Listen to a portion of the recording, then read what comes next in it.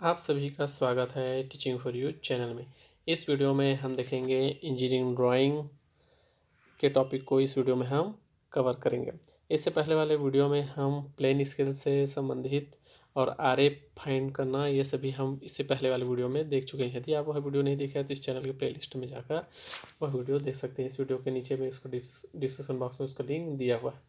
चलिए स्टार्ट करते हैं। इस वीडियो में हम देखेंगे डायगोनल स्केल के बचे हुए पार्ट्स को और साथ ही जितने भी इंजीनियरिंग कर्व्स है,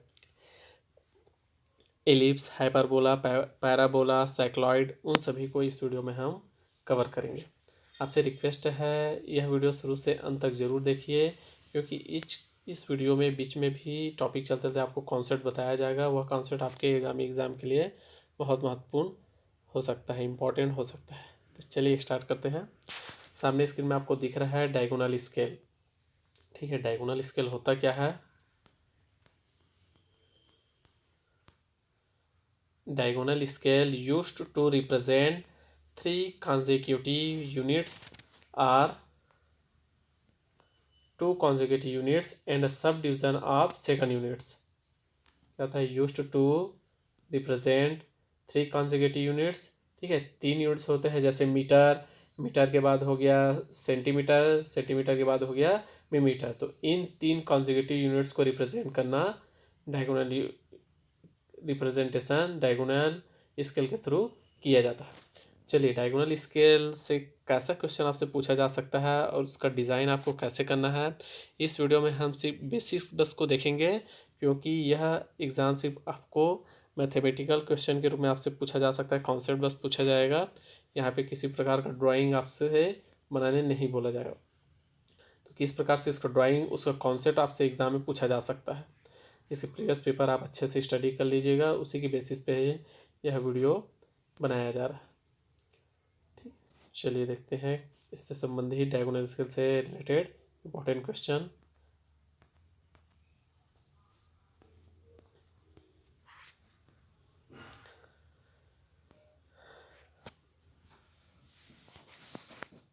स्क्रीन पे दिख रहा है आपको diagonal scale. Question, construct a diagonal scale of RF 1/32 showing yard, feet and inches and to measure up to 4 yards represent 1.27 yards on scale। जो स्केल आप डिज़ाइन करेंगे उसमें 1.27 यार्ड आपको शो करके दिखाना है। इसको सॉल्यूशन देखते हैं। सॉल्यूशन गिवन RF आपको क्वेश्चन में दिया है 1/32, मैक्सिमम लेंथ दिया है। मैक्सिमम लेंथ कौन होता है, या कॉन्सेप्ट आपको मैं पहले वाले वीडियो में बता चुका हूँ। Measure up to, long in up to ऐसा दिया है, तो वह वैल्यू होता है मैक्सिमम लेंथ का। इस क्वेश्चन में आपको लेंथ ऑफ स्केल नहीं दिया है, तो लेंथ ऑफ स्केल निकालने के लिए हम कौन सा फार्मूला यूज़ करेंगे? ये वाला फार्मूला। ठीक है, लेंथ ऑफ स्केल निकालने के लिए आप इस फार्मूले का यूज़ कीजिए। जो वैल्यू दिया है उसको इसमें पुट कर दीजिए। चलिए देखते हैं।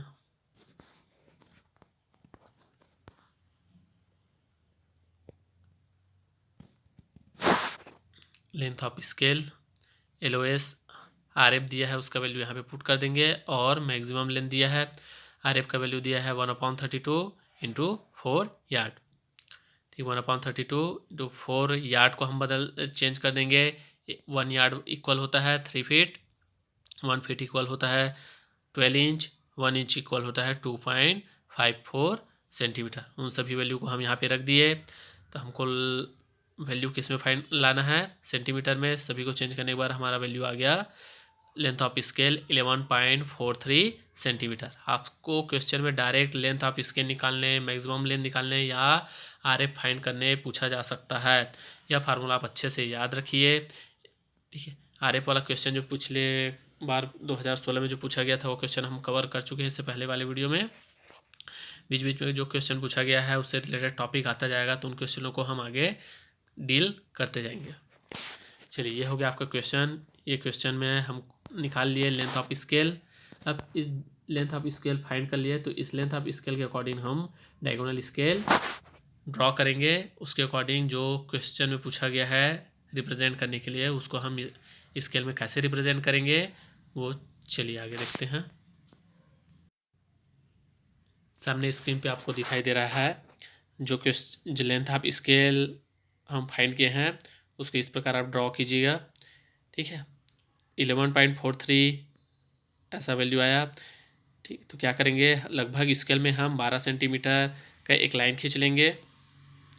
उस लाइन को एक एंगल बनाते हुए, यहाँ पे देखिए एक एंगल बनाते हुए ऐसे उसको हम 4 पार्ट्स में डिवाइड कर लेंगे। आपको मैक्सिमम लेंथ जो दिया रहता है उतने ही पार्ट्स में इस स्केल को डिवाइड करना रहता है। इससे पहले वाले वीडियो में बता चुका हूँ मैं प्लेन स्केल वाले टॉपिक पे। मैक्सिमम लेंथ जितना वैल्यू दिया है उतने ही पार्ट्स में इस स्केल को डिवाइड करना रहता है। तो 4 मीटर दिया हुआ है तो 4 पार्ट में हम इस लेंथ ऑफ स्केल को डिवाइड कर दिए। कैसे डिवाइड करेंगे, इस एंगल से। देखिए यहाँ पे 1 पार्ट ऐसे आप किसी भी लेंथ का ले लेंगे, 4 पार्ट्स में डिवाइड हो गया।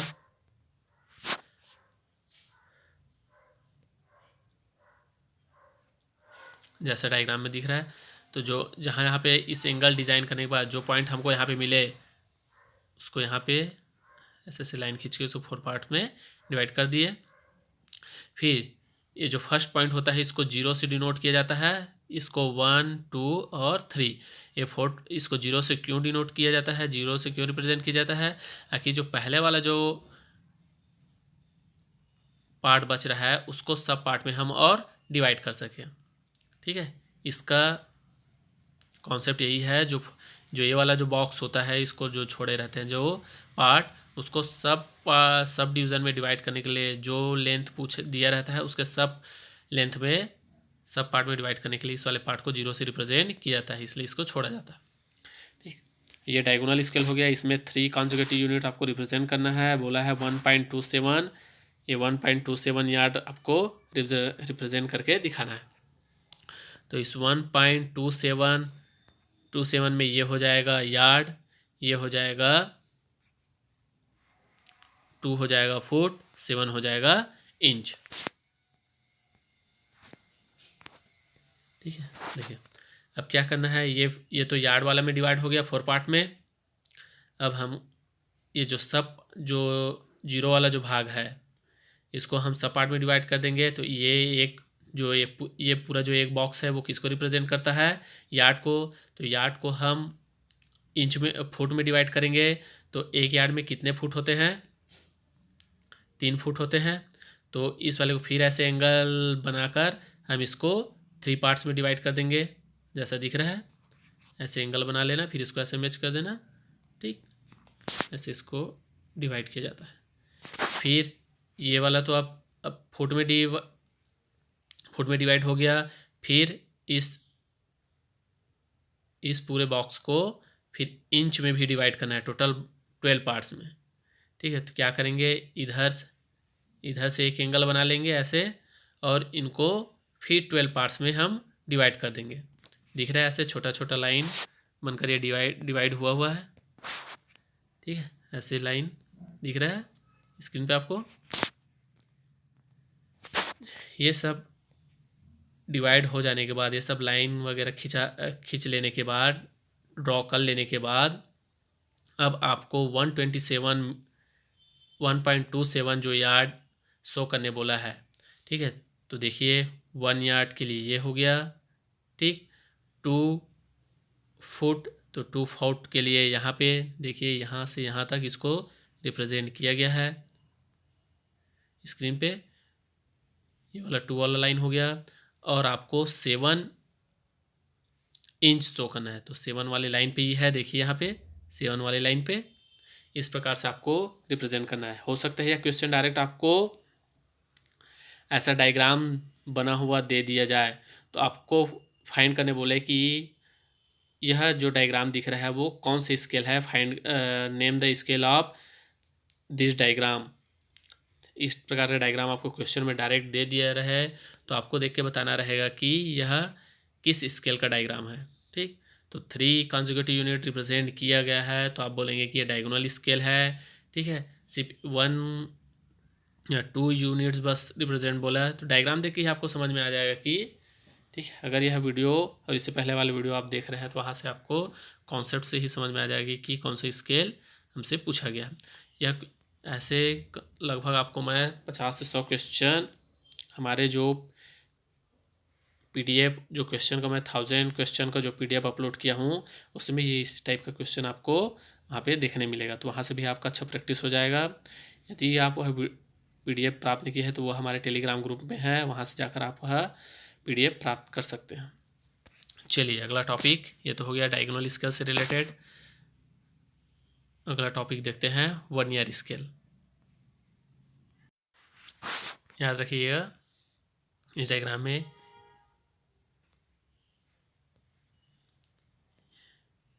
ये वाला साइड यार्ड को रिप्रेजेंट कर रहा है, ये जो छोटा वाला जो जीरो वाला जो भाग है ये फुट को रिप्रेजेंट कर रहा है, और ये ऊपर वाला जो भाग डिवीजन जो हुआ है ये इंच को रिप्रेजेंट कर रहा है। दिख रहा है 3 कॉन्सेक्यूटिव यूनिट में रिप्रेजेंट हुआ है यह डायग्राम, यह स्केल।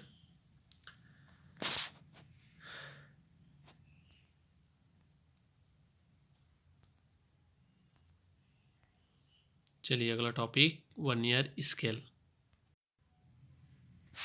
वर्नियर स्केल अगला टॉपिक वर्नियर स्केल का यूज़ कब किया जाता है? जब लेस स्पेसिस अवेलेबल, कम स्पेस अवेलेबल हो तब वर्नियर स्केल का यूज़ किया जाता है, या डायगोनल स्केल की जगह पे यूज़ किया जाता है vernier scale. Vernier scale combination of 2 scale होता है, इसमें प्लेन स्केल और वर्नियर स्केल लगा होता है। चलिए वर्नियर स्केल से रिलेटेड क्वेश्चन आपको कैसे पूछा जा सकता है और उसको ड्रॉ कैसे करते हैं, चलिए देखते हैं। वर्नियर स्केल से related question, draw a vernier scale of RF equal 1.25 to read up to 4 metre and show 2.3 metre on it। आपको स्केल जो ड्रॉ करेंगे उसमें 2.3 मीटर आपको रिप्रेजेंट करके शो करना है। रीड अप टू 4 मीटर दिया है, यहाँ पे देखिए अप टू 4 मीटर या measure up to, read up to ऐसे दिया है, तो ये मैक्सिमम लेंथ ऑफ स्केल हो जाएगा। लेंथ ऑफ स्केल नहीं दिया है, लेंथ ऑफ स्केल आपको फाइंड करना है। RF दिया है, मैक्सिमम लेंथ दिया है, लेंथ ऑफ स्केल फाइंड करने के लिए फार्मूला हो गया, ठीक है। इसमें वैल्यू पुट कर देने के बाद लेंथ ऑफ स्केल आ गया 16 सेंटीमीटर। चलिए इसको ड्रॉ कैसे करना है वो देखते हैं।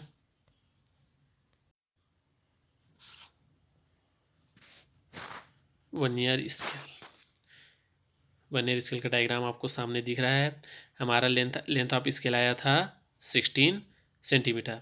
16 सेंटीमीटर का एक लाइन ऐसे ड्रॉ करेंगे, फिर उसको हम यह एंगल बनाकर उसको 4 इक्वल पार्ट में डिवाइड कर देंगे। 4 इक्वल पार्ट में क्यों कि मैक्सिमम लेंथ ऑफ स्केल 4 दिया हुआ है, 4 इक्वल पार्ट में इसको हम डिवाइड कर दिए। जो इसको ड्रॉ करेंगे उसको 4 पार्ट में डिवाइड करने के बाद इस प्रकार आप 1 सेंटीमीटर का ऐसे लाइन खींच लीजिए, फिर उसको ऐसे छोटे छोटे भाग में ऐसे डिवाइड कर देंगे।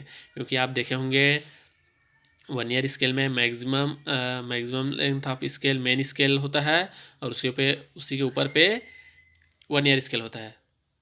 तो मेन स्केल में ऐसे लाइन खींचा रहता है, उसी टाइप से इसको हम डिवाइड कर लिए। देख रहे हैं यहाँ पे छोटे छोटे लाइन, ठीक है। इस प्रकार 4 इक्वल पार्ट में डिवाइड कर लेने के बाद आपको जो फर्स्ट पार्ट है, जो जीरो वाला जो भाग है यहाँ पे दिख रहा है, उसको फिर हम 10 पार्ट्स में और डिवाइड कर लेंगे। उसका वैल्यू हमको 2.39 रिप्रेजेंट करना है, तो इसको हम 0.22 करके यहाँ पे और डिवाइड कर लेंगे टोटल 1 सेंटीमीटर तक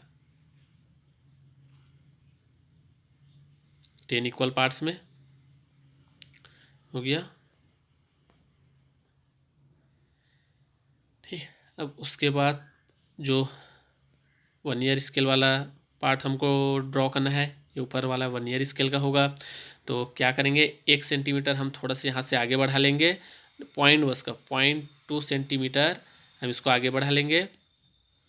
फिर उसके बाद इतना ड्रॉ कर लेने के बाद ये सब तो आपको आता होगा, अब इससे पहले इंजीनियरिंग क्लासेस में पढ़ चुके हैं कैसे इसको डिवाइडेड करते हैं। तो ऐसी ये वाला जो वर्नियर स्केल है उसको 1 सेंटीमीटर ऊपर लेकर हम ऐसे एक स्केल ड्रॉ कर लेंगे। फिर जो स्केल ड्रॉ कर लेंगे 1 सेंटीमीटर ऐसे लाइन खींचकर, फिर इसको 10 इक्वल पार्ट में 0.2222 सेंटीमीटर लेकर 10 इक्वल पार्ट्स में डिवाइड कर लेंगे। थोड़ा सा यहाँ से इसको 0.2 सेंटीमीटर आगे बढ़ाकर ये स्केल ड्रॉ कर लेने के बाद जो वैल्यू आपको दिया हुआ है, ठीक है, 2.39। अब इसको हमको कैसे शो करना है, तो क्या करते हैं, देखिए लास्ट पे अगर यहाँ पे देखिए 2.39, अगर लास्ट में ये 9 है या इसी के लास्ट में 6 रहता या लास्ट में 5 रहता तो क्या करते, इसको लास्ट में 9 है तो इसको हम 2.32, यहाँ पे देखिए ऊपर पे 2.399 है, उसको 0.99 से हम माइनस कर दिए तो हमारा वैल्यू आ गया 1.4। ठीक, 1.4 आया। तो इसी वैल्यू को हमको यहाँ पे रिप्रेजेंट करके दिखाना है। तो इस वैल्यू को हम रिप्रेजेंट करेंगे तो ये 2.399 को हम 1 ईयर स्केल में शो कर रहे हैं, ऐसा हमारा वैल्यू रिप्रेजेंट होगा। इससे रिलेटेड इसका वो न्यूमेरिकल कैसे सॉल्व करते हैं ये हम फिजिक्स वाले टॉपिक में कवर कर चुके हैं। हमको जो वैल्यू रिप्रेजेंट करने बोला है उसको हम इस टेक्निक से ही इस स्केल पे रिप्रेजेंट करते हैं। देखिए अब इसको 1.44 को हम रिप्रेजेंट करेंगे इस 1 ईयर स्केल में, तो ये हो गया 1 मीटर और ये हो गया 1 मीटर, यहाँ तक 0 से लेकर यहाँ तक 1 मीटर। यहाँ पे देखिए 4 लाइन और, तो ये हो गया 1.4 मीटर। फिर ये हो गया, ठीक, और लास्ट में जहाँ पे इस वाले भाग में देखिए, इस वाले भाग में जहाँ पे यहाँ पे 0.9 दिख रहा होगा ये 0.8 है, ठीक है, पॉइंट यहाँ पे 0.11 है, यहाँ पे देखिए 0.11, फिर 0.4, 0.22, 0.66, 0.88। जस्ट इसी से आगे यहाँ पे देखिए यहाँ पे 0.99 तक इसको मार्क कर देने के बाद जो लेंथ रिप्रेजेंट होगा वो सो होगा 2.39 मीटर। ठीक, अब ये डायग्राम में देखिए ये वाला पार्ट आपको मीटर में शो हो रहा है, ये वाला पार्ट 0.1 मीटर में शो हो रहा है और ये वाला पार्ट 0.01 मीटर में रिप्रेजेंट हुआ है। इस प्रकार जो इसको स्केल आपको एग्ज़ाम में देखने मिले तो आप इसको 1 ईयर स्केल बोलिएगा। 1 ईयर स्केल पे आप इसको इस टाइप का क्वेश्चन पूछा जाता है, 1 ईयर स्केल पे टिक लगाइएगा। ठीक, ये हो गया 1 ईयर स्केल।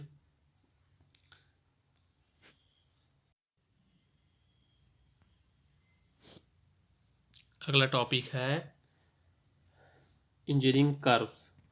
इंजीनियरिंग कर्व्स के अंतर्गत आ जाते हैं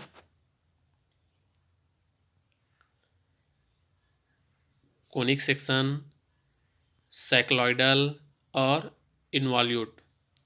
ठीक है, आपको स्क्रीन पे दिख रहा है। कोनिक के अंतर्गत हम अभी डील करेंगे इलिप्स, पैराबोला, हाइपरबोला। उसके बाद साइक्लॉइड के अंतर्गत हम देखेंगे एपिसाइक्लॉइड, हाइपोसाइक्लॉइड। उसके बाद लास्ट टॉपिक रहेगा इंजीनियरिंग कर्व के अंदर इन्वॉल्यूट। चलिए देखते हैं कोनिक सेक्शन। कोनिक सेक्शन के अंतर्गत आने वाले तीनों टॉपिक एलिप्स, पैराबोला और हाइपरबोला। इसको कैसे डील करना है आपको एग्ज़ाम में, इसमें से किस टाइप का क्वेश्चन आपको पूछा जा सकता है वह सभी हम चलिए वीडियो में देखते हैं।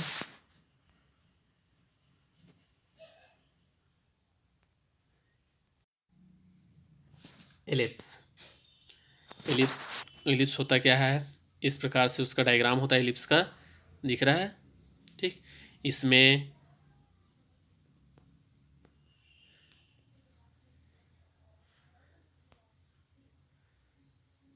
दिख रहा है ए बी जो एक्सिस होता है वो मेजर एक्सिस होता है और सी डी जो एक्सिस होता है वो माइनर एक्सिस होता है।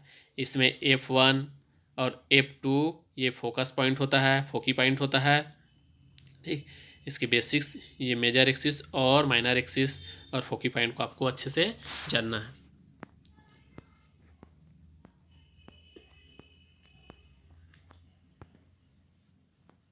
ठीक, यहाँ पे कुछ कॉन्सेप्ट है जिसे आपको माइंड पे रखना है।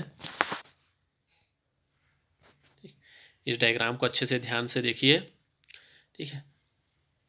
इस डायग्राम में देखिए मेजर एक्सिस ए बी को, ठीक है, एक perpendicular axis line C D minor axis है वो परपेंडिकुलर, ठीक है, उसके सेंटर पॉइंट से डिवाइड किया हुआ है। तो इस डायग्राम में देखिए जितना ये ओ बी है, ओ ए है, उतना ही ये ओ बी है। यहाँ पे देखिए ओ ए इक्वल ओ बी। वैसे ही ये जो माइनर एक्सिस है उसको ये A B major axis equal part में डिवाइड किया हुआ है। तो यहाँ पे भी देखिए O C equal to O D, same O F equal to O F one equal to O F two. यह पॉइंट आप अच्छे से कॉन्सेप्ट याद रखिएगा, ठीक है। फिर इस डायग्राम को अच्छे से देखिए,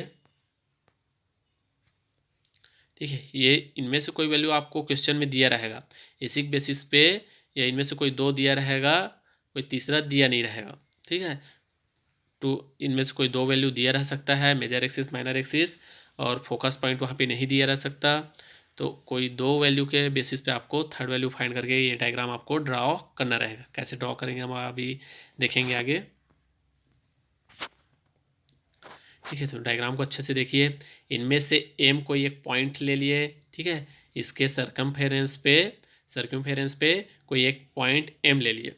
इस पॉइंट के बेसिस पे यहाँ पे कुछ रिलेशंस बनते हैं, ध्यान से देखिए। M F one plus M F two, ठीक, इक्वल होता है मेजर एक्सिस ए बी के इक्वल।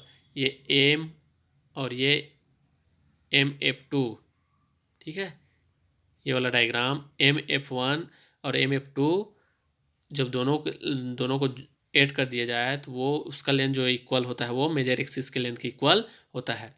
वैसे सेम इसके सर्कमफेरेंस पे एक और पॉइंट ले लिए L1। याद रखिए इसके सर्कमफेरेंस पे या इस इलिप्स के परिधि पे कहीं पे भी एक पॉइंट लेने पर उस पॉइंट को दोनों को फोकल लेंथ से मिलाने बाद जो डिस्टेंस बनेगा वो मेजर एक्सिस के लेंथ के इक्वल होता है। यहाँ पे देखिए LF1 plus LF2, LF1 plus LF2, इन दोनों का लेंथ को जब ऐड करेंगे तो वो मेजर एक्सिस के लेंथ के इक्वल होगा, ठीक है। सेम एक और पॉइंट टी ले लिए, उसका भी लेंथ टी को जब F1 F2 से मिलाया तो उसका लेंथ भी मेजर एक्सिस के बराबर होगा। मतलब इसका बोलना क्या चाह रहा है, कोई भी पॉइंट आप एलिप्स के सर्कमफेरेंस में लेने के बाद उसको फोकस पॉइंट से मिलाएंगे तो वो पॉइंट को F1 F2 से मिलाने पर जो लेंथ आएगा वो मेजर एक्सिस के लेंथ के इक्वल होगा, ठीक।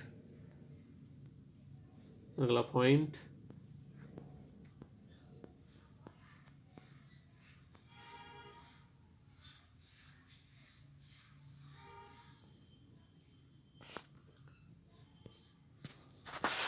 ठीक है। देखिए एक ट्रेंगल बनाया गया है यहाँ पे, इस डायग्राम में एक ट्रेंगल है, ठीक।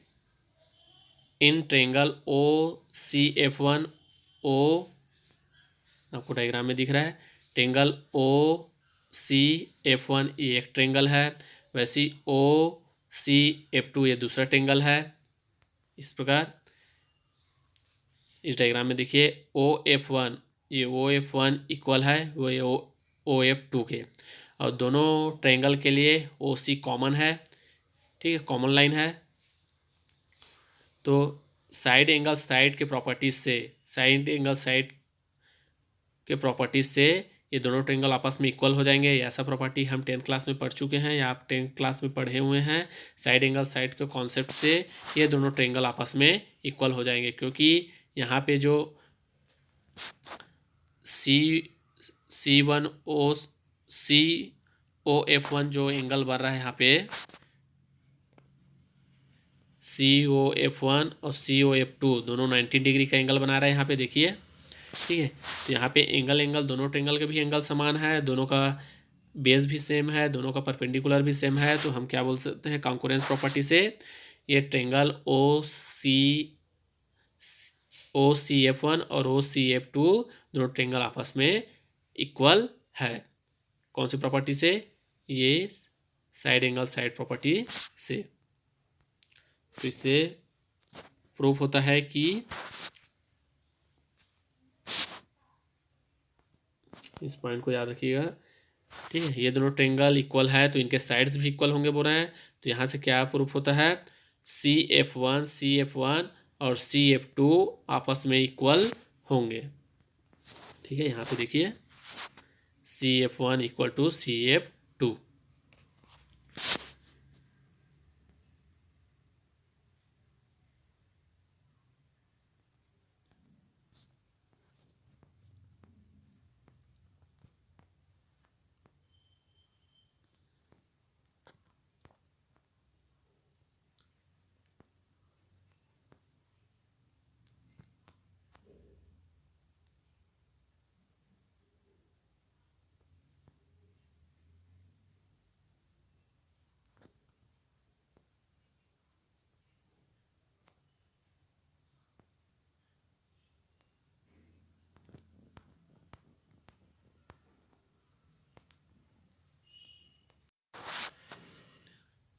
इस डायग्राम को ध्यान से देखिए। इस डायग्राम के अकॉर्डिंग हम अभी ऊपर में देखिए CF1 इक्वल है CF2 के। अब इस डायग्राम को ध्यान से देखिए। ठीक, यहाँ पे C कोई एक पॉइंट हो गया और ये हो गया हमारा इलिप्स के सर्कमफेरेंस पे कोई एक पॉइंट C ले लिए और उस पॉइंट को हम इस फोकस F1 से और इस फोकस F2 से हम मिला दिए। ठीक है, इस प्रकार ट्रेंगल बना।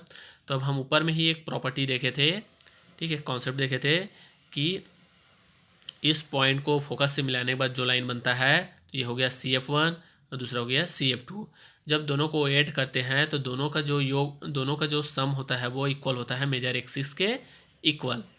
ठीक है, अकॉर्डिंग टू एबव प्रॉपर्टी हम अभी देखें ऊपर। अब यहाँ पे ध्यान से देखिए, जब CF1 और CF2 दोनों को मिला रहे हैं, ठीक है, और CF1 CF2 के इक्वल होता है तो CF2 की जगह इस इक्वेशन पे रख दिया CF1, दोनों को ऐड कर दिए तो ये आ गया 2CF1। ठीक, फिर CF1 इक्वल हो जाएगा AB/2, 2 इधर ट्रांसफर होकर जाएगा तो इसका अपॉन में आ जाएगा तो CF1 इक्वल हो जाएगा AB/2। याद रखिएगा इसको।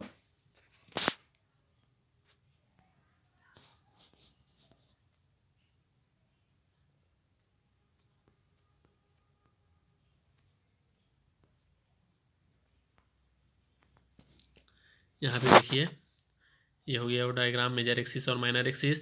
मेजर एक्सिस कभी गिवन हो सकता है आपको क्वेश्चन में, माइनर एक्सिस भी गिवन हो सकता है, मगर हमको एलिप्स फाइंड करने के लिए, एलिप्स ड्रॉ करने के लिए क्या चाहिए, ये F1 भी चाहिए, F2 भी चाहिए।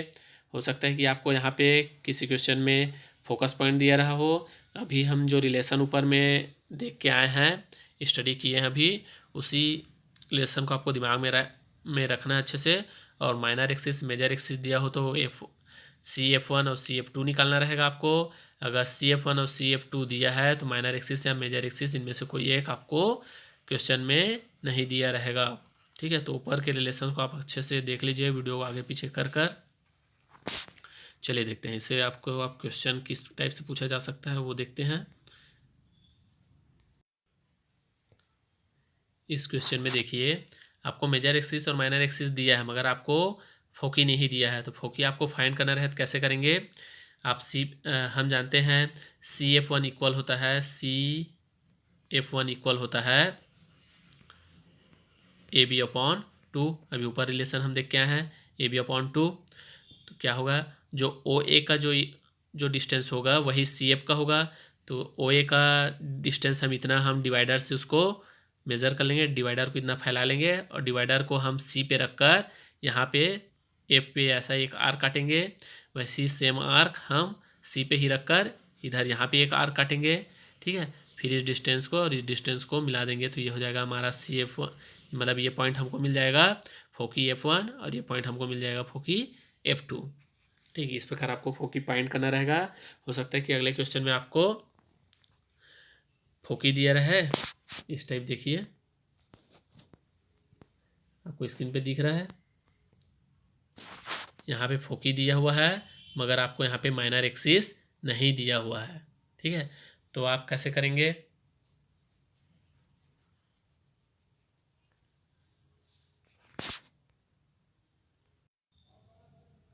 ठीक, यहाँ पे आपको माइनर एक्सिस नहीं पता है, मेजर एक्सिस दिया हुआ है इस क्वेश्चन पे और फोकी दिया हुआ है, मगर हमको इलिप्स डिज़ाइन करने के लिए मेजर एक्सिस माइनर एक्सिस दोनों की रिक्वायरमेंट है।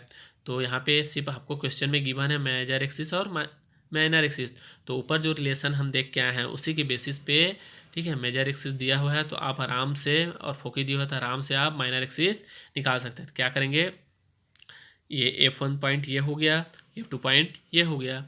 हम जानते हैं जो CF1, ये जो CF1 होता है उसका लेंथ जो मेजर एक्सिस होता है उसके लेंथ के आधे होता है। तो क्या करेंगे, इस मेजर एक्सिस का हाफ क्या होगा, ये OA होगा इसका हाफ। तो इतने लेंथ को हम डिवाइडर से मेज़र कर लेंगे, डिवाइडर को हम फिर F1 पे रखेंगे और C पे एक आर्क काट देंगे, वही सेम आर्क हम D पे नीचे एक, ठीक है, काट देंगे। कैसा है, एक परपेंडिकुलर लाइन हम बीचों बीच जो AB का जो है डिवीज़न जो होगा, जो AB मेजर एक्सिस को जो इक्वल पार्ट में जो डिवाइड करता होगा एक, ठीक है, एक लाइन ऐसे ड्रॉ किए रहेंगे, वहीं पे हम F1 पे रखेंगे डिवाइडर को, यहाँ पे एक आर काटेंगे और यहाँ पे एक आर काटेंगे, ठीक।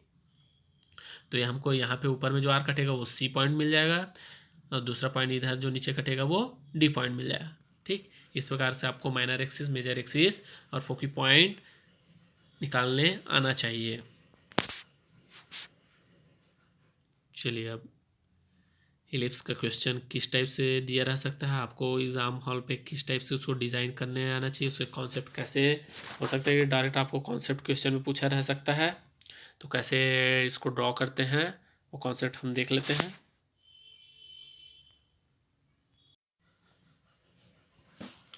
इंजीनियरिंग कर्व्स इलिप्स, ठीक है। इलिप्स को कौन कौन से मेथड से ड्रॉ किया जाता है, वो मेथड्स है मेथड्स ऑफ कंस्ट्रक्शन, ये मेथड आपको पूछा जा सकता है, ठीक है। इलिप्स ड्रॉ करने के इनमें से कौन सा मेथड है या नहीं, ऐसा क्वेश्चन में आपसे पूछा जा सकता है। तो मेथड्स को आप याद रखिएगा, किस मेथड से इलिप्स ड्रॉ किया जाता है।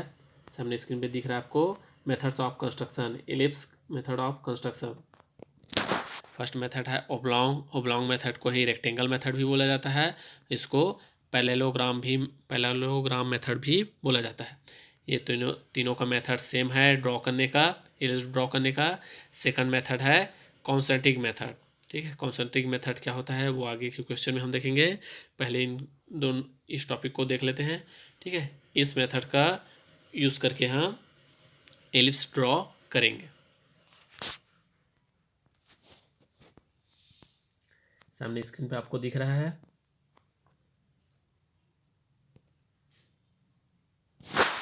कंस्ट्रक्ट क्वेश्चन, एलिप्स ड्रॉ करने का क्वेश्चन, एलिप्स रिलेटेड क्वेश्चन।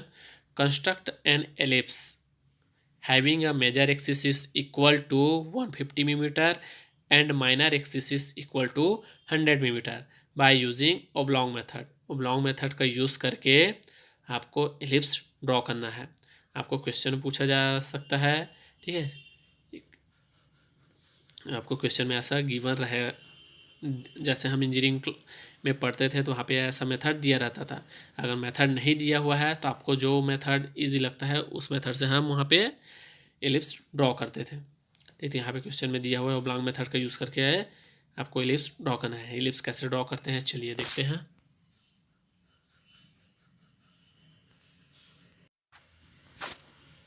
देखिए, आपको क्वेश्चन में गिवन है major axis 150 millimetre, minor axis 100 millimetre, ठीक है। इन दो वैल्यू के बेसिस में हम दो लाइन ड्रॉ कर लेते हैं इस प्रकार,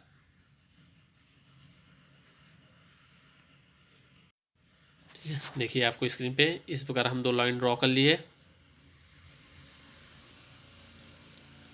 ये माइनर एक्सिस, पहले मेजर एक्सिस, ठीक है, 150 मिलीमीटर का स्केल के यूज़ करके ये थिक चेन लाइन होगा, ये एक्सिस है ना, क्योंकि थिक चेन एक्सिस को थिक चेन लाइन से ड्रॉ किया जाता है,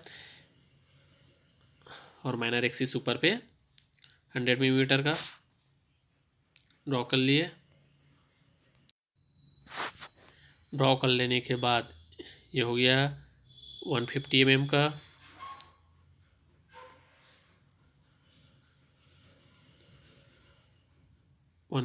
का, तो यहाँ और ये हो गया माइनर एक्सिस 100 mm का।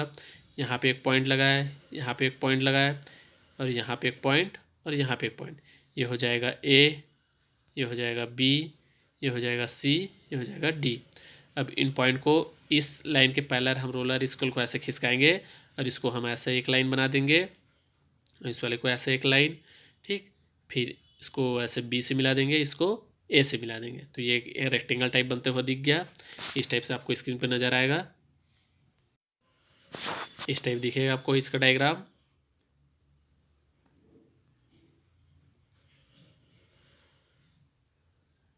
ठीक, इस प्रकार रेक्टेंगल टाइप एक बनेगा आपका डायग्राम। ठीक, अब क्या करेंगे, ये डायग्राम रेक्टेंगल मेथड से बना रहा है, ओब्लॉन्ग मेथड से या पैरेललोग्राम के प्रिंसिपल के अकॉर्डिंग। ठीक है, आमने सामने की जो साइड्स होते हैं इक्वल होते हैं। अब ये डायग्राम बन जाने के बाद ये वाला पार्ट्स है, ये वाला जो पार्ट्स है और ये वाला जो पार्ट्स है, ठीक है, पार्ट है, उनको हम एक एंगल, किसी भी एंगल लेकर हम इसको कुछ पार्ट्स में डिवाइड कर लेंगे। ठीक है, सेम इसको भी ऐसे, ठीक है, लास्ट पॉइंट को ऐसे मिलाते हुए। ठीक है, कैसे डिवाइड करते हैं देखिए सामने स्क्रीन पे। ठीक, इस टाइप से इसको, ए वाला जो लाइन है इसको इस प्रकार से हम डिवाइड कर लिए और डी पॉइंट को लास्ट पॉइंट से मिला दिए। ठीक है, इस प्रकार। ठीक, फिर इन पॉइंट्स को हम ओ ए लाइन से मिला देंगे ऐसे। ठीक, इस प्रकार देखिए, याद रखिएगा जब छोटा डिस्टेंस हो, छोटी लाइन को आपको डिवाइड करना हो तो मैक्सिमम 3 से 5 लाइन पे ही आप इसको डिवाइड कीजिएगा। 3 से 5, तो हम तीन से 5 की भी मतलब हम इसको 4 पार्ट्स में डिवाइड कर रहे हैं इस वाले भाग को। ठीक है, डिवाइड होने के बाद हम इसको ऐसे ऐसे मिला दिए। सेम ये इस वाले लाइन को भी कुछ पार्ट्स में डिवाइड कर दिए, दिख रहा है, 4 पार्ट्स में। अब इसका हम नेमिंग कर दिए। ठीक है, नेमिंग कर देते हैं यहाँ पे। यहाँ से जो पॉइंट मिला है उसको A1, इसको 2, इसको 3, ये तो 0 पहले से है। फिर यहाँ पे जो डिवाइड किए हैं उसको हम कर देंगे, इसको A डैश, इसको 2 डैश, इसको 3 डैश, ऐसे कर दिए, नेमिंग दे दिए। ठीक, अब यहाँ से जो 1 डैश है उसको C से मिलाइए। ठीक है, 1 डैश है उसको C से मिलाइए। 2 डैश, जो 1 डैश, 2 डैश, 3 डैश है उसको हम तीनों को हम C से मिला दिए। ठीक, अब क्या कीजिए, ये 1, 2 और 3 है उसको C से D से मिलाते हुए आगे बढ़ाइए। ठीक, रोलर स्केल का यूज़ करते हुए। ठीक है, पैरेलल होना चाहिए ना, पैरेलल एकदम मिलते हुए आपको इसको 1 को D से, 2 को फिर D से आगे बढ़ते हुए और 3 को भी D से मिला दिए, इस प्रकार मिला। अब ये तीनों जब आगे बढ़ेंगे तो 1 डैश, 2 डैश और 3 डैश जहाँ पे C से मिले हुए हैं उसी को कट करेगा। तीन देखिए यहाँ पे कट करते हुआ है, यहाँ पे 3 पॉइंट हमको मिलेगा। यही 3 पॉइंट को हम ऐसे मिलाते हुए चलेंगे तो हमको एलिप्स के लिए एक लाइन मिल जाएगा। इस एलिप्स ड्रॉ करने के लिए कर्व टाइप का, उसको कैसे मिलाएंगे आगे देखते हैं। ठीक, अब यहाँ पे देखिए 3 पॉइंट हमको मिल गया है, 1, 2 और ये 3 यहाँ पे। ठीक, अब जितना डिस्टेंस इधर होगा, जो एलिप्स का कर्व जितना यहाँ पे ऐसे डिज़ाइन होगा उतना ही सेम डिस्टेंस ऐसे यहाँ पे भी होगा, सेम यहाँ पे भी होगा, सेम यहाँ पे भी होगा, ऐसे इक्वल डिस्टेंस होगी इस प्रकार से। ठीक, तो हम दो पार्ट को डिवाइड कर लिए हैं, इसके हाफ पार्ट को डिवाइड कर लिए हैं, तो हाफ पार्ट को डिवाइड करने की ज़रूरत नहीं है। हम क्या करेंगे, डिवाइडर का यूज़ करेंगे। जितना डिस्टेंस ये C से इस पॉइंट का डिस्टेंस है उतना ही हम डिवाइडर के यूज़ करके इस पॉइंट पे एक मार्क कर लेंगे। ठीक है, सेम C से जितना डिस्टेंस ये है डिवाइडर के यूज़ करके सेम डिस्टेंस हम यहाँ पे एक पॉइंट मार्क कर लेंगे। सेम C से जितना ये वाला पॉइंट डिस्टेंस में है उतना ही पॉइंट हम यहाँ पे मार्क कर लेंगे। ठीक, अब उस पॉइंट को मार्क करने के बाद C से एक लाइन, मतलब यहाँ पे जो पॉइंट था वैसे एक लाइन यहाँ से परपेंडिकुलर ड्रॉ कर लिए, सेम लाइन यहाँ पे ड्रॉ कर लिए, ड्रॉ यहाँ पे कर लिए, वैसे ही सी में रखने के बाद ये इसको यहाँ पे कट किया होगा, यहाँ पे कट किया होगा और यहाँ पे कट किया होगा। ठीक है, ऐसे ही करना है आपको। ठीक, अब जो पॉइंट ये मिल गया हमको, उसी को परपेंडिकुलर नीचे ऐसे रोलर स्केल का यूज़ करके नीचे ड्रॉ कर देना है। ठीक, अब ध्यान दीजिए, अब ये वाला पॉइंट का डिस्टेंस ओ से और ये वाला पॉइंट का डिस्टेंस ओ से दोनों इक्वल होगा। तो जितना डिस्टेंस यहाँ से है उतना ही डिस्टेंस हम इस वाले डिस्टेंस को मेज़र कर लिए, और एक यहाँ पे हम आर काट दिए। फिर जितना डिस्टेंस जिस वाले पॉइंट का होगा सेम डिस्टेंस इसका भी उतना ही होगा, तो ये यहाँ पे भी आर काट लिए। ठीक, सेम ये जितना डिस्टेंस ये होगा वो से उतना ही डिस्टेंस ये होगा, तो यहाँ पे भी एक आर काट लिए। अब क्या करना है, फिर ओ से देखिए इस वाले पॉइंट का डिस्टेंस जितना होगा उतना हम इसमें एक परपेंडिकुलर लाइन खींचेंगे, यहाँ पे एक आर काट लेंगे। फिर इस पॉइंट का एक परपेंडिकुलर लाइन यहाँ पे एक आर काट लेंगे, और इसका एक परपेंडिकुलर ओ में रखने के बाद यहाँ एक आर काट लेंगे। इसका डिस्टेंस कितना होगा, जितना ये डिस्टेंस वैसे ही करके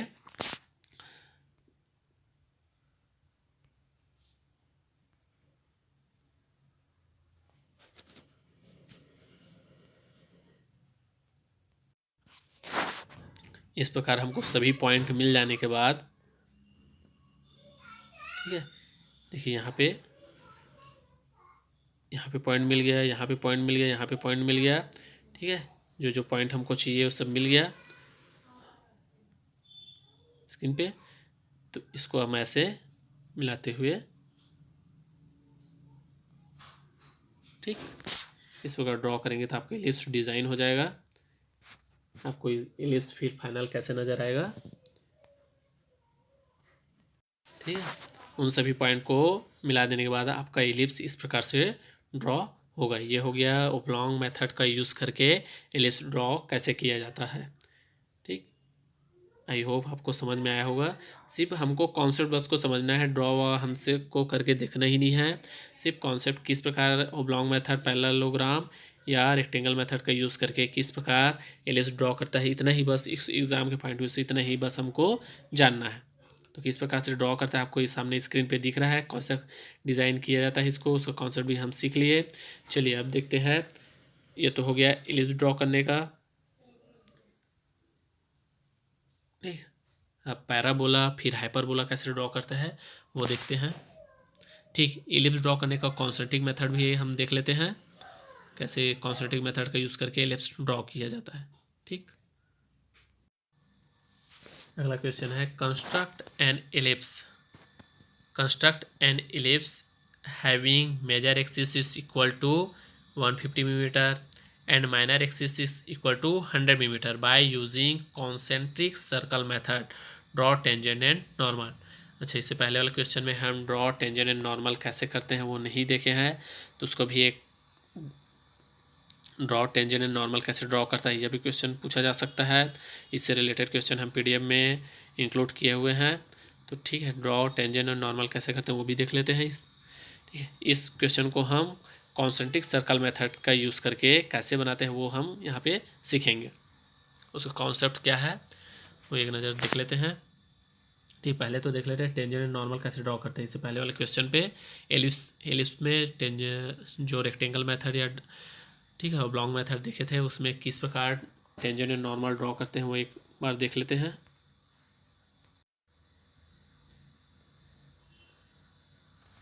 आपको स्क्रीन पे दिख रहा है।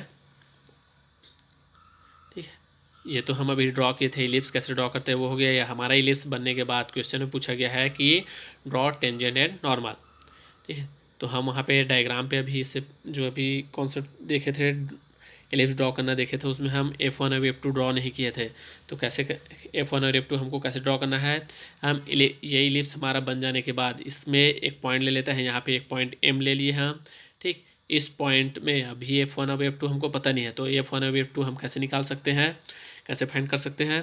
हम जानते हैं, इससे पहले हम देखे हैं एक रिलेशन, जो CF1 जो इक्वल होता CF1 इक्वल होता है मेजर एक्सिस के हाफ। ठीक है, मेजर एक्सिस का हाफ CF1 होता है।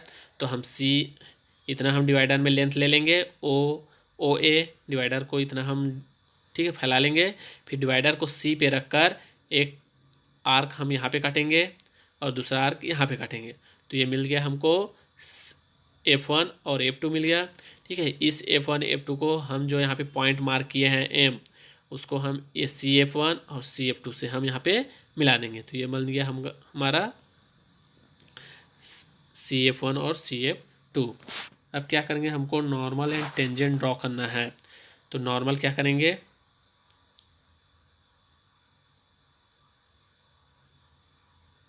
ठीक है, ये हो गया। तो उस पॉइंट को हम क्या किए, ऐसे एक ट्रेंगल बन गया। इस ट्रेंगल को यहाँ पे एक एंगल बना। ठीक, इस एंगल ऐसा आप 10th क्लास में रीड पढ़े होंगे कि एंगल का डिवीज़न किस प्रकार किया जाता है। तो एंगल को डिवीज़न हम इस प्रकार एक मार्क कर लिए। यहाँ पे हम डिवाइडर को रखेंगे, यहाँ पे एक मार्क करेंगे, एक आर्क काटेंगे। फिर डिवाइडर को हम इस पॉइंट पे लाकर एक आर्क यहाँ पे काटेंगे। ठीक, फिर इस आर्क को हम ऐसे एम से मिला देंगे। ठीक है, तो यहाँ पे जो एक सीधी लाइन जो होगा वो हो जाएगा नॉर्मल लाइन हो जाएगा ये।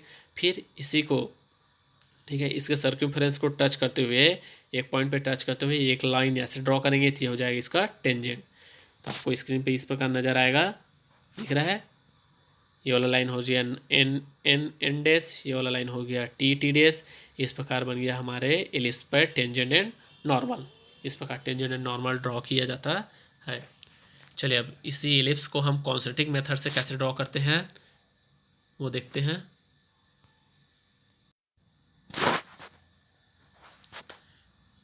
कॉन्सेंट्रिक सर्कल मेथड से हमको एलिप्स ड्रॉ करना है। क्वेश्चन में गिवन है major axis equal 150 mm, minor axis equal 100 mm। चलिए कॉन्सेंट्रिक मेथड होता क्या है। ठीक, concentric method means two circle होंगे मगर उनके सेंटर सेम होंगे। यहाँ पे सेंटर दोनों ही सर्कल का एक ही होगा मगर रेडियस दोनों के अलग अलग होंगे। ठीक है, ये कहलाता है कॉन्सेंट्रिक। अब इस कॉन्सेंट्रिक मेथड के कॉन्सेप्ट का यूज़ करके हमको एलिप्स ड्रॉ करना है। कैसे ड्रॉ करते हैं चलिए सीखते हैं उसको। ठीक, आपके क्वेश्चन में मेजर एक्सिस माइनर एक्सिस दिया है, उसके अकॉर्डिंग हम ये लाइन ड्रॉ कर लिए। ये हो गया मेजर एक्सिस, ये हो गया माइनर एक्सिस। ठीक, इसके अकॉर्डिंग हम ये इस प्रकार से लाइन खींच लिए। अब यहाँ पे ध्यान दीजिए, डिवाइडर को इतना फैलाइएगा और ओ के सेंटर मानकर ऐसे एक सर्कल बनाइएगा। ठीक, फिर ओ पे फिर रखिए, डिवाइडर को ओ से ए तक फैलाइएगा, फिर ओ को सेंटर मानकर ऐसे फिर एक सर्कल बनाइएगा। ठीक, इस टाइप से आपको 2 सर्कल बनते हुए नजर आएंगे। आपको स्क्रीन में दिख रहा है ऐसा। ठीक, इस टाइप का आपको 2 सर्कल बनते हुए दिखेंगे। ये फर्स्ट सर्कल, ये सेकंड सर्कल। ठीक, इस प्रकार सर्कल बना लेने के बाद इसका आगे के स्टेप्स हैं। दोनों सर्कल बन जाने के बाद अब क्या करना है, इन दोनों सर्कल को हमको 12 इक्वल पार्ट्स में डिवाइड करना है। 12 इक्वल पार्ट्स में डिवाइड करने के लिए क्या करेंगे, हम प्रोटेक्टर चांदे का यूज़ करेंगे। चांदे का यूज़ करके हम 30 डिग्री का एक, ठीक है, पॉइंट लगा लेंगे यहाँ पे 30, फिर ऐसी टोटल करके इसको हम 12 पार्ट्स में हम डिवाइड कर लेंगे। 12 पार्ट से डिवाइड कर लेने के बाद आपको डायग्राम इस प्रकार से दिखेगा। ठीक है, 30 डिग्री का जो आप मार्क किए हैं एंगल, उसको इस प्रकार मिलाते हुए जाइए, दिख रहे हैं इस प्रकार मिलते हुए। ठीक है, इस प्रकार और इस प्रकार सेंटर से होते जाएगा। भाई मैं यहाँ पे सेंटर से जाता हुआ नहीं दिख रहा है, 1 मिनट। ठीक है, ये वाला पॉइंट ऐसे सेंटर से जाएगा, ये वाला पॉइंट भी सेंटर से होते हुए जाएगा। ठीक है, जैसे वाला लाइन जा रहा है सेंटर से होते हुए, वैसे टोटल करके टोटल आपको पार्ट्स में इस ट्रेंगल को इस सर्कल को डिवाइड करना है। तो आपको डिवाइड करने के बाद आपकी स्क्रीन पे इस प्रकार दिखेगा वो। ठीक है, 12 इक्वल पार्ट्स में डिवाइड कर लेने के बाद इस प्रकार से सर्कल आपको आपकी स्क्रीन पे नज़र आने लगेगा। ठीक है, ऐसा दिख रहा है। 12 इक्वल पार्ट्स में डिवाइड करने के बाद यहाँ तक ड्रॉ कर लेने के बाद आगे का स्टेप्स क्या करना है आपको।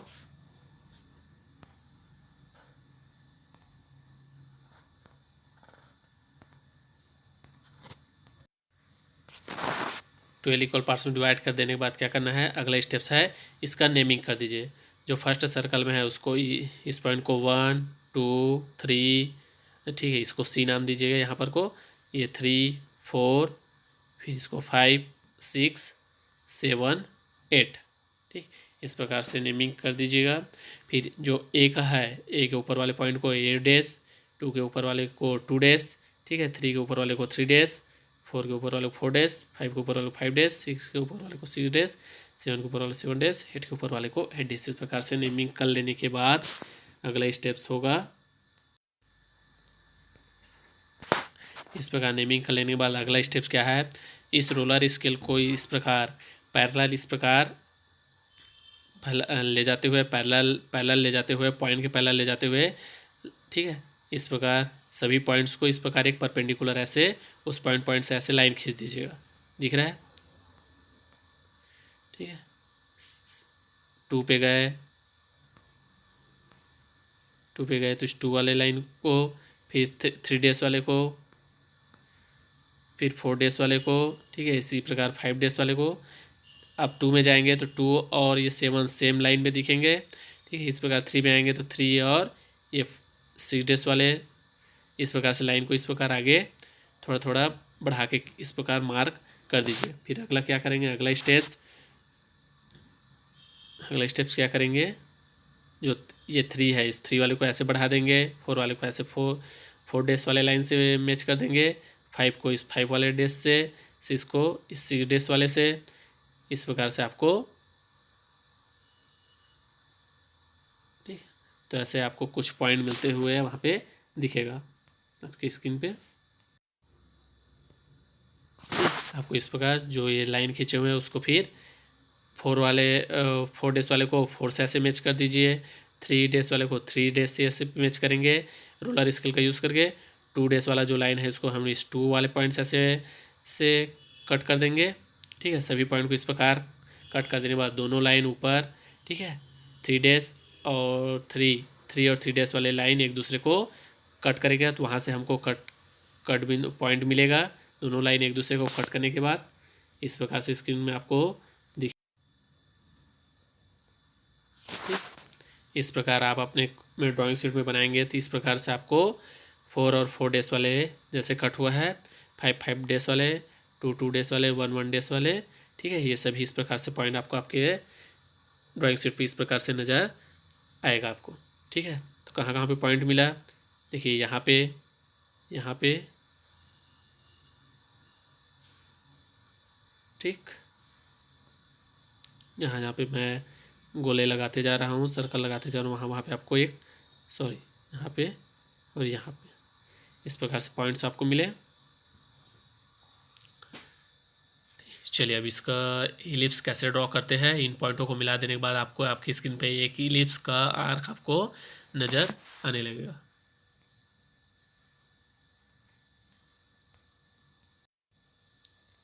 ठीक, उन सभी पॉइंटों को मिला देने के बाद आपके स्क्रीन पे इस प्रकार से इलिप्स डिज़ाइन हो जाएगा। इसी को, ठीक है, ये हो गया कॉन्सेंट्रिक सर्कल मेथड का यूज़ करके एलिप्स डिज़ाइन करना। ठीक है, जितना लेंथ दिया हुआ है उसको सब आप ड्राइंग शीट पे इस प्रकार रिप्रेजेंट कर दीजिएगा, मेजर एक्सिस, माइनर एक्सिस, इस प्रकार से डायमेंशन शो हुआ है, क्वेश्चन में गिवन था वैसे ही। ठीक, ये हो गया कॉन्सेंट्रिक सर्कल मेथड का यूज़ करके एलिप्स डिज़ाइन करना। दोनों कॉन्सेप्ट हम सीख लिए। अब अगला टॉपिक पैराबोला फिर हाइपरबोला कैसे डिज़ाइन करते हैं वो भी देख लेते हैं। चलिए अगला टॉपिक है इंजीनियरिंग कर्व। पैराबोला कैसे ड्रॉ करते हैं वो मेथड्स हम देख लेते हैं। Methods of construction, parabola draw करने के मेथड्स।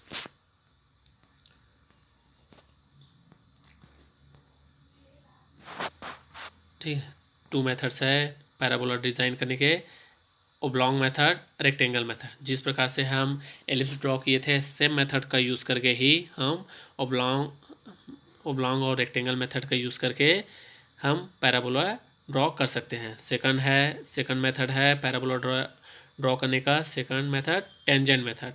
इन दोनों मेथड्स का यूज़ करके हम पैराबोला कैसे ड्रॉ करते हैं, उसके कॉन्सेप्ट्स क्या है वो हम इस वीडियो में हम आगे देखेंगे। चलिए देखते हैं पैराबोला। क्वेश्चन पैराबोला से रिलेटेड क्वेश्चन आपको स्क्रीन में दिख रहा है। क्वेश्चन बोला गया है draw a parabola having base is 150 mm and height is 100 mm by using oblong method. Oblong method का यूज़ करके पैराबोला कैसे डिज़ाइन करता है, चलिए उसके कॉन्सेप्ट देखते हैं कैसे ड्रॉ करेंगे। क्वेश्चन में गिवन है आपको parabola having base equal 150 mm and height equal 100 mm, इसको याद रखिए। क्वेश्चन में गिवन है बेस 150 mm का एक बेस बना लिए ए बी, और इसको इक्वल पार्ट में डिवाइड करते हुए इसी के सेंटर पॉइंट से हम एक हाइट ड्रॉ कर लिए। क्वेश्चन में कितना कितना दिया है, इसका हाइट दिया हुआ है 100 mm। ठीक है, जैसा क्वेश्चन में दिया है उस टाइप के हम, ठीक है, बेस और हाइट ड्रॉ कर लिए। मेथड कौन सा बोला है, ओब्लॉन्ग मेथड या पैरेललोग्राम मेथड। ओब्लॉन्ग मेथड को ही बोलते हैं रेक्टेंगल मेथड। देखिए आपको स्क्रीन पे ये रेक्टेंगल बनते हुए दिख रहा है यहाँ पे, रेक्टेंगल शेप।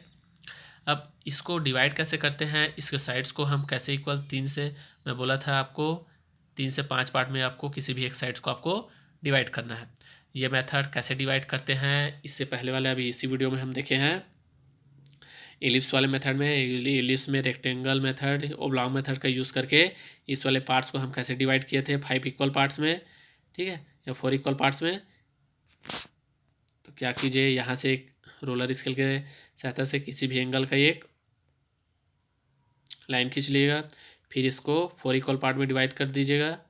ठीक है, लास्ट पॉइंट को डी ओ से मिलाइएगा, यहाँ पे 1 2 3 4 पार्ट में डिवाइड हो गया। ठीक, सेम जैसे हम अभी इलिप्स में डिवाइड किए थे, सेम उसी मेथड उसी कॉन्सेप्ट का यूज़ करके इसको ड्रॉ करना है। फिर आपको यहाँ पे आपको पैराबोला बनते हुए नज़र आएगा आपको स्क्रीन पे। ठीक है, कैसे डिवाइड करते हैं देख लेते हैं।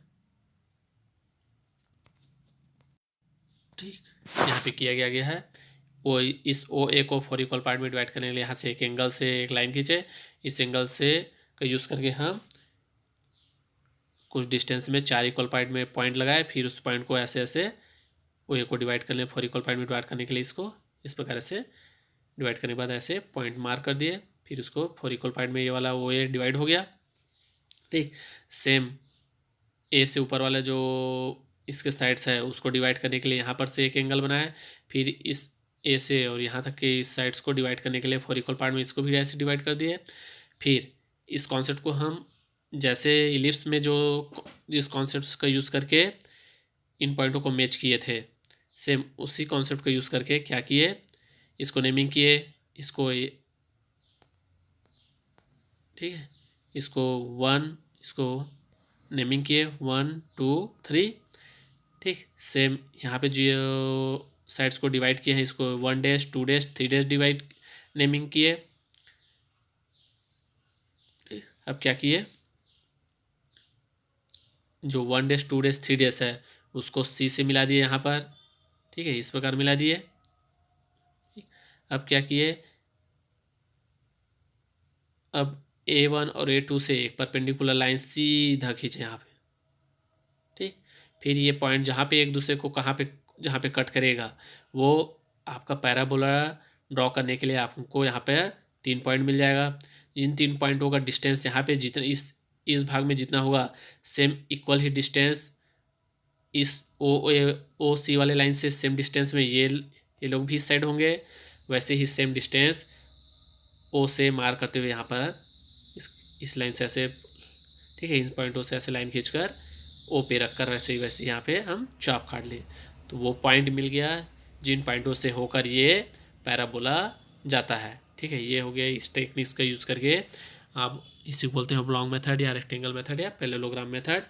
ये कॉन्सेप्ट को हम अच्छे से लिस्ट वाले में सीख चुके हैं, बस आपको कॉन्सेप्ट बस ही जानना है कि किस प्रकार से ड्रॉ किया जा सकता है, कौन से मेथड का यूज़ करके पैराबोला ड्रॉ किया जा सकता है। ठीक, ये हो गया पैराबोला। आपको सिर्फ इतना ही याद रखना है कि पैराबोला का ये डायग्राम कैसा होता है। ठीक है, पैराबोला होता क्या है, एक्चुअली आपको क्वेश्चन में पैराबोला डायरेक्ट ना लिखा रहा है, हम जान, ठीक है, आप अपने माइंड पे ये पॉइंट रखिए, जब भी किसी भी बॉल को हम ऊपर से फेंकते हैं, ठीक है, ऊपर की साइड फेंकते हैं तो उसका शेप जहाँ से हम फेंकते हैं, जैसे इस ए पॉइंट से हम किसी बॉल या ठीक है किसी भी पत्थर को फेंकते हैं, बॉल या पत्थर या किसी भी सामान वस्तु को फेंकते हैं यहाँ से, ठीक है, यहाँ से थ्रो करते हैं तो वो इस टाइप का एक शेप बनाते हुए जाकर किसी दूसरे साइड पर दूसरे पॉइंट पे इस प्रकार का शेप बनाकर गिरता है। तो याद रखिएगा, जब भी कोई वस्तु हम फेंके तो जिस एंगल से हम उसको थ्रो करते हैं, जिस एंगल से थ्रो करते हैं उसी एंगल से ही सेम वो दूसरे पॉइंट पर गिरता है। ये कॉन्सेप्ट को आप याद रखिएगा। जिस एंगल से हम किसी भी जैसे किसी बाल को फेंक रहे हैं तो उसी एंगल से वो दूसरे पॉइंट पे जहाँ पे गिरेगा उसी एंगल से ही वो गिरेगा, ठीक है। और इसका शेप जिस वस्तु को फेंका गया है उसके गिरने का जो शेप होता है वो ऐसी परवलयाकार होता है, पैराबोला, ठीक है, पैराबोला शेप होता है उसका। तो आपको कॉन्सेप्ट आपके क्वेश्चन पूछा जा सकता है, one ball is throw from point A to point B, point A to point B, what is the shape of trace by point A to B. तो इस प्रकार क्वेश्चन आपको पूछा जाए तो आप याद रखिएगा इसका शेप होगा पैराबोला, ठीक है। अगला टॉपिक है इंजीनियरिंग करो parabola bye tangent method. Tangent method का यूज़ करके आपको पैराबोला ड्रॉ करना है। टेंजेंट मेथड होता क्या है, ठीक है, टेंजेंट मेथड का यूज़ करके हमको पैराबोला डिज़ाइन करना है। देखिए यहाँ पे एक सर्कल है, एक सर्कल है, इसके ऊपर से एक सर्कल है, इसके ऊपर से कोई ऐसा लाइन जाता है उसको हम बोलते हैं टेंजेंट। जैसे यहाँ पे देखिए एक सर्कल है, इसके ऊपर से एक लाइन गया हुआ है, मगर यही लाइन यहाँ बीच से होकर जाए तो उसको नहीं बोला जाता है टेंजेंट, ठीक है। वो सिर्फ टेंजेंट वह होता है जो किसी सर्कल को सिर्फ एक ही पॉइंट बस पे टच करे। ये वाला जो सेंटर से इसके जा रहा है वो दो पॉइंट को टच करे तो इसको टेंजेंट नहीं बोला जाता, टेंजेंट सिर्फ इसको बोलेंगे, ठीक। अब इस मेथड का यूज़ करके हमको पैराबोला ड्रॉ करना है। चलिए इसके क्वेश्चन किससे पूछा जा सकता है, इसमें कौन से एक कॉन्सेप्ट यूज़ किया जाता है, वो कॉन्सेप्ट कौन सा है उसको हम देखते हैं।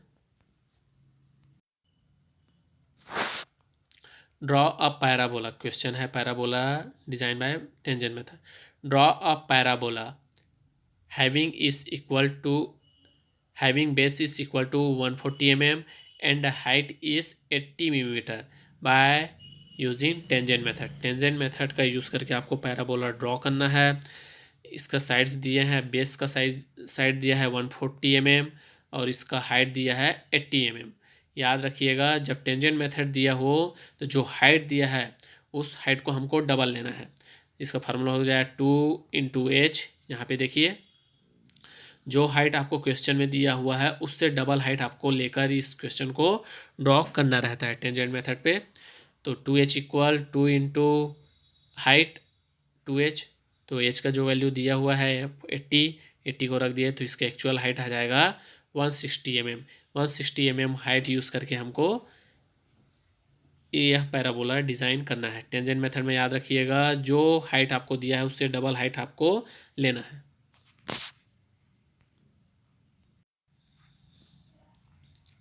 ठीक। क्वेश्चन में 140 mm का आपको बेस दिया है तो 140 mm का एक बेस बना लिए और हाइट दिया है 80, तो 80 जो दिया है उसके डबल हाइट का हम एक हाइट ड्रॉ कर लिए। इस प्रकार इसको ए नाम दे दीजिएगा, इसको बी नाम। इस ए और बी को जो हाइट है उस वाले पॉइंट से ऐसे मिलाने के बाद आपको इस प्रकार से ट्रेंगल बनते हुए दिखेगा, ठीक। इस प्रकार से ट्रेंगल हम ड्रॉ कर लिए, ठीक है। क्वेश्चन में जो जो वैल्यू गिवन है उसी के अकॉर्डिंग हम एक ट्रेंगल ड्रॉ कर लिए, ठीक है। बेस लाइन का जो स्टार्टिंग पॉइंट है इसको यहाँ पे और इसको यहाँ पे, हाइट इसके सेंटर पॉइंट से हम हाइट ड्रॉ किए। इसका हाइट क्वेश्चन में दिया है उससे डबल हाइट आपको यहाँ पे बनाना है, ठीक है। आप उस जो गिवन वैल्यू है उसको यूज़ करके आप इस प्रकार से ट्रेंगल बना लिए। इसके आगे अब आपको, ठीक है, इस वाले साइड्स को इसको नेमिंग कर दीजिएगा। इस वाले साइड्स को आपको किसी भी एंगल से आपको इसको 8 पार्ट्स में डिवाइड करना है, ठीक।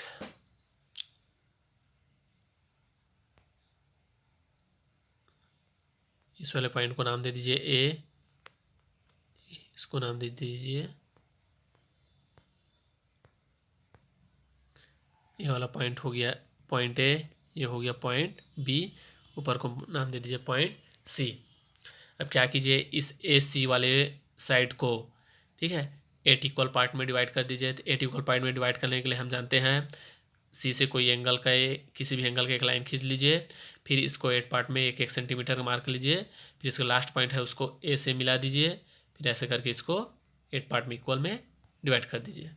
फिर इसको नेमिंग कर दीजिए। यहाँ पे जो पॉइंट मिलेगा इस साइड ए सी वाले साइड में, ए सी वाले जो भुजा में, उसको नेमिंग कर दीजिए इस प्रकार, ठीक है। इसको इसको नाम दीजिए 1, इसको 2, इसको 3, इसको 4, ऐसे करके इसको नेमिंग कर दीजिए। और रोलर स्केल का यूज़ करके इसी के पैरेलल ले जाइए रोलर स्केल को, इसी के जस्ट ए के ही साइड में सेम ए के अपोजिट साइड पे इसको नाम दीजिए ए 1 डेज, इसको 2 के जस्ट सामने को यहाँ पे 2 डेज, 3 के जस्ट सामने को 3 डेज, ऐसे करके इधर इस वाले साइड में भी BC वाले साइड BC भुजा पे भी 1 डेज 2 डेज 3 डेज करके यहाँ पे इसका इस साइड का भी नेमिंग कर दीजिए।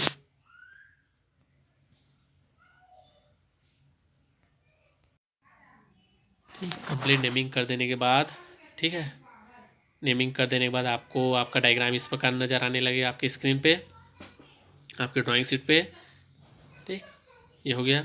अब क्या कीजिएगा, इसका अगला स्टेप, ये 1, ठीक है, यहाँ पे देखिए 1 डेज, 1 डेज से 1 को मिला दीजिए, 2 डेज से 2 को मिला दीजिए, 3 डेज से 3 को मिला दीजिए, 4 डेज से 4 को, 5 डेज से 5 को, 6 डेज से 6 को, 7 डेज से 7 को, ठीक है। इस प्रकार मिला देने के बाद आपको यहाँ पे कुछ पॉइंट्स मिलेंगे। जैसे यहाँ पे देखिए 1 क्रॉस किया 2 वाले को, तो यहाँ पे एक पॉइंट, यहाँ पे एक पॉइंट नज़र आ रहा होगा, वैसे यहाँ पे एक पॉइंट नज़र आएगा, ऐसे यहाँ पे पॉइंट, फिर यहाँ पे एक पॉइंट, यहाँ पे कुछ पॉइंट, यहाँ पे कुछ पॉइंट, ऐसे करते हुए जब यहाँ से आप इन पॉइंटों को मिलाएंगे तो आपको इस प्रकार से एक पैराबोला दिखेगा।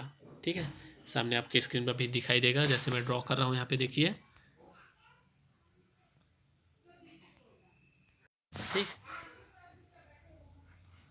देखिए इन पॉइंटों ए से ए डेज, 2 से 2 डेज, इन सभी को मिला लेने के बाद इस प्रकार से आपके स्क्रीन पे आपके ड्राइंग शीट में इस प्रकार से ड्राइंग आपको नज़र आएगा। ठीक है, इन पॉइंटों को आप मिला देने के बाद हमारा फाइनल जो कर्व है वो इस प्रकार नज़र आएगा। ठीक है, दिख रहा है आपको। उन पॉइंटों को मिला देने के बाद इस प्रकार से आपकी स्क्रीन पे जैसा कर्व दिख रहा है, यही है parabola using by tangent method. ये हो गया। टेंजेंट मेथड से भी हम पैराबोला कैसे ड्रॉ किया जाता है वो हम सीख लिए। ठीक है, चलिए देखते हैं अगला कर्व, हाइपरबोला। अगला टॉपिक है हाइपरबोला। हाइपरबोला कैसे ड्रॉ करता है वो हम यहाँ पे देखते हैं अब। हाइपरबोला, उससे पहले कुछ कॉन्सेप्ट्स आपको स्क्रीन पे दिख रहा है। ठीक है,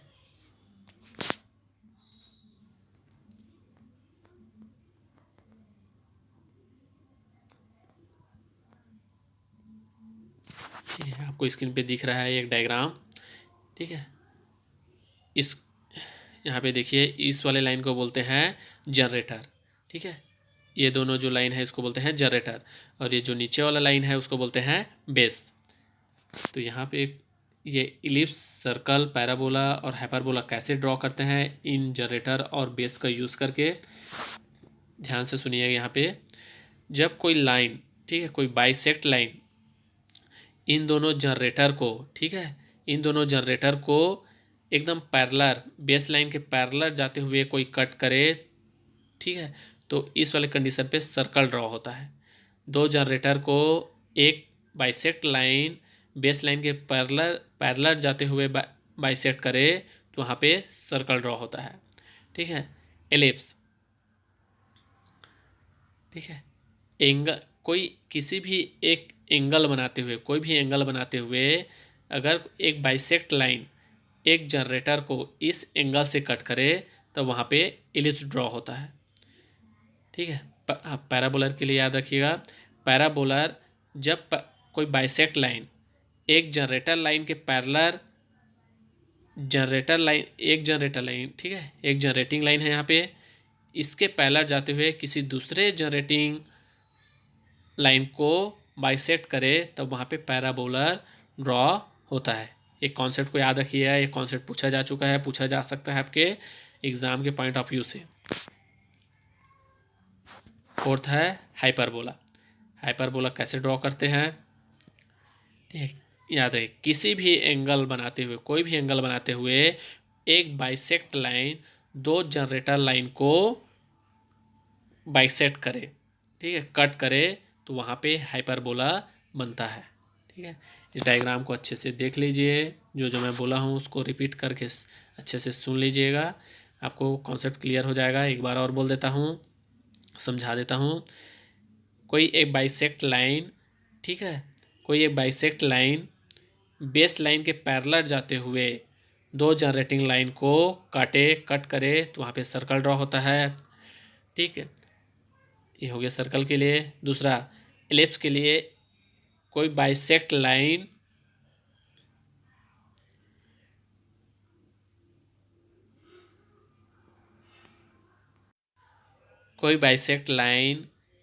किसी भी कोई भी एंगल बनाते हुए दोनों जनरेटिंग लाइन को बाइसेक्ट करे तो वहाँ पे एलिप्स ड्रॉ होता है।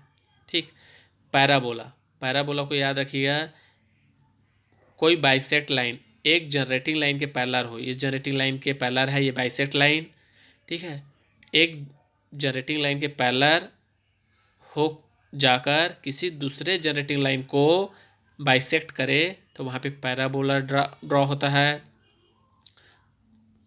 ठीक है, यहाँ पे मैं हाइपरबोला का अभी कुछ देर पहले कुछ गलत बोल दिया था, ठीक है, इसके लिए सॉरी। हाइपरबोला का कॉन्सेप्ट समझिएगा।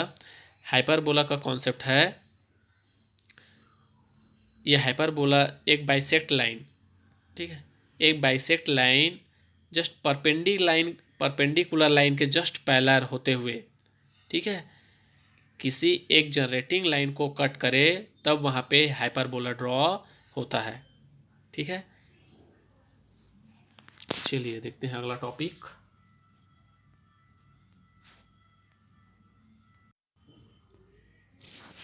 हाइपरबोला, अगला टॉपिक है hyperbola. Draw a hyperbola having its two asymptotes inclined at 70 degree to each other and passing through a point P at a distance of 30 mm and 36 mm from the other. Draw a normal and tangent also. ठीक है, यहाँ पे आपको sides बताया नहीं गया है कि एक्स एक्सिस से ड्रॉ करना है कि वाई एक्सिस से ड्रॉ करना है। ठीक है, यहाँ पे सिर्फ लेंथ आपको दे दिया है क्वेश्चन में, तो आप ये पॉइंट किसी भी डायरेक्शन में ले सकते हैं, चाहे एक्स एक्सिस में चाहे वाई एक्सिस में। ठीक है, चलिए देखते हैं इसको किस प्रकार ड्रॉ करना है, हाइपरबोला किस प्रकार बनाते हैं। ठीक है, ये एसिम्पटोट्स क्या होता है ये भी हमने आगे देख लेते हैं। ये सिर्फ एक पॉइंट्स बस होते हैं, ये पॉइंट तो आपको दिए हुए हैं 30 mm एंड 35 mm। इसमें एक पॉइंट दिया हुआ है P। चलिए इसको ड्रॉ करते हैं। ठीक है, क्वेश्चन में बोला गया है, जैसा क्वेश्चन बोला गया है, एक लाइन हम खींच लेते हैं, फिर 70 डिग्री का प्रोटेक्टर या चांदे का यूज़ करके 70 डिग्री का एक एंगल बना लेते हैं। ठीक है, इस प्रकार, ठीक है, 70 डिग्री का एक एंगल बना लिए।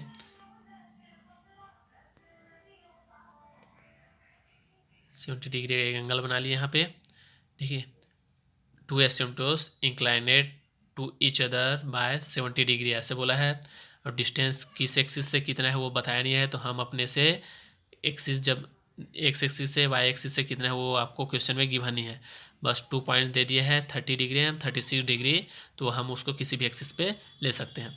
इस प्रकार एंगल बना लिए, उसको नाम दे दिया यहाँ पे O। ये हो गया हमारा ये साइड्स। ठीक है, देखते हैं आगे कैसे करना है। अब क्या किया आगे, एंगल बना लेने, 70 डिग्री का एंगल बना लेने के बाद 30 और 36 का एक लेंथ दिया गया है, दो एसिम्पटोट है जो ईच अदर 30 डिग्री है, 36 डिग्री के डिस्टेंस पे है एक पॉइंट P। तो क्या किए, O से हम 30 डिग्री का स्केल की सहायता से एक लाइन खींचे, इस प्रकार ये हो गया। यहाँ पे पॉइंट एक मार्क करेंगे, ठीक उसी प्रकार ऊपर की साइड ऐसे एक लाइन खींचेंगे, ये हो जाएगा 36 डिग्री का। फिर ऐसे एक लाइन खींच देंगे, ठीक है, लाइन ड्रॉ कर लेंगे, यहाँ पे पॉइंट दे देंगे, ठीक है, दोनों को एक दूसरे को जहाँ पे क्रॉस करेंगे ये हो जाएगा पॉइंट पी। आपको स्क्रीन पे आपको आपके स्क्रीन पे या आपके जो ड्राइंग शीट में है आपको इस प्रकार नज़र आएगा।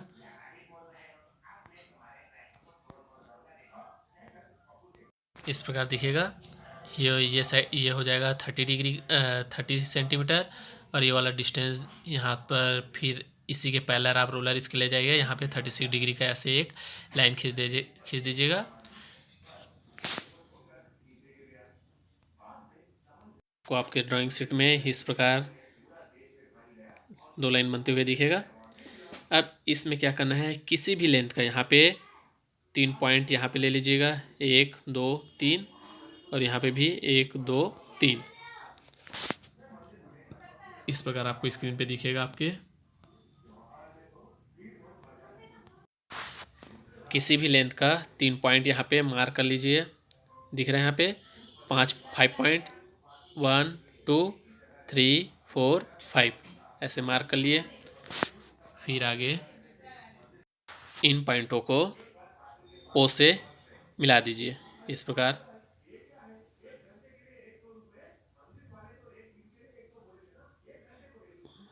1 से ओ को, 2 से ओ को, 3 से ओ को, 4 से ओ को, 5 से ओ को, इस प्रकार लाइन को मैच कर दीजिए पॉइंट ओ से। फिर यहाँ पे देखिए ओ ए और ओ जहाँ पे एक दूसरे को क्रॉस करेंगे उस वाले पॉइंट को, इस वाले लाइन को कहीं पे कट कर रहे हैं तो इसको A1 डैश, इसको 2 डैश नाम दीजिएगा। उसी प्रकार इस वाले लाइन को ये ओ और 3 वाले क्रॉस करें तो उसको 3 डैश, इसको 4 डैश, इसको 5 डैश, इस प्रकार उसका नेमिंग कीजिएगा।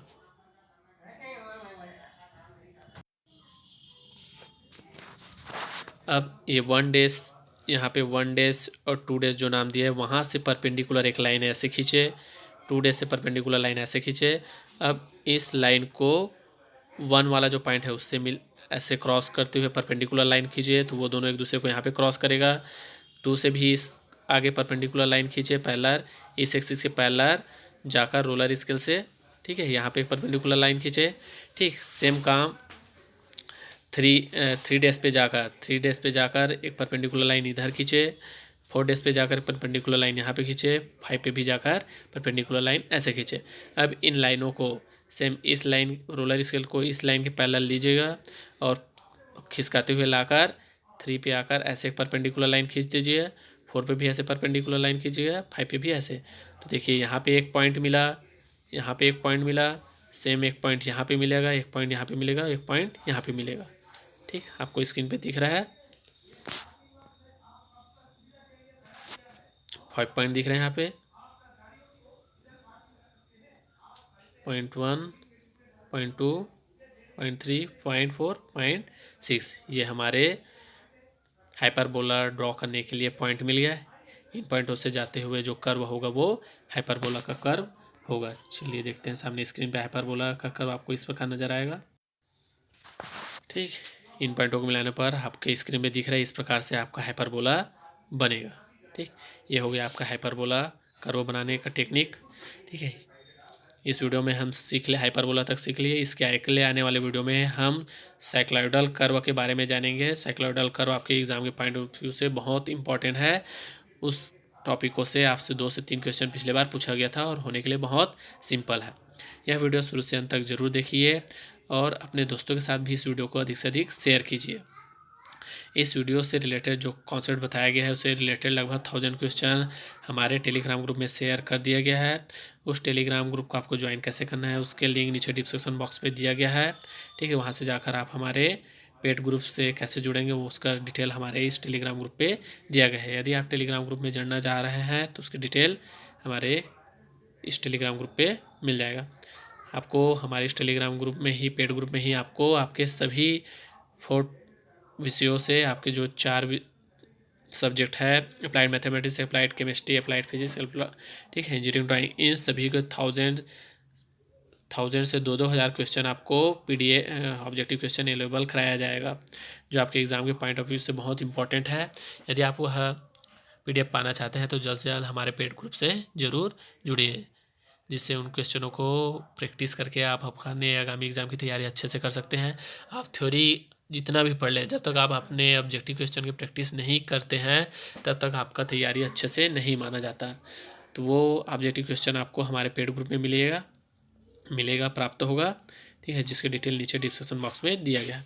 चलिए यह वीडियो फिलहाल यहीं तक। इसके अगले आने वाली वीडियो में हम साइक्लॉयडल कर्व के बारे में देखेंगे, साइक्लॉयडल कर्व को डील करेंगे। चलिए यह वीडियो देखने के लिए आप सभी का बहुत बहुत धन्यवाद।